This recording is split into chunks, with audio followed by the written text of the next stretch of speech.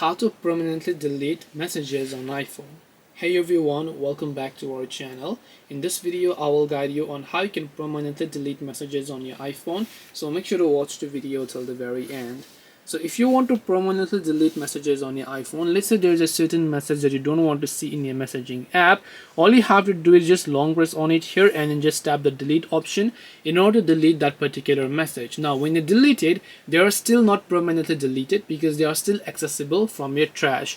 So in order to find them, tap on filters and go to the option called recently deleted. Here you should be able to see all of the other sort of messages that you have, which you just have to select all of them and then tap the delete option, and then all of this will get basically and permanently deleted. This way you should be able to permanently delete messages on iPhone.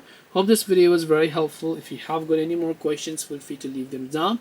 Thank you for watching till the end and see you soon in our next video.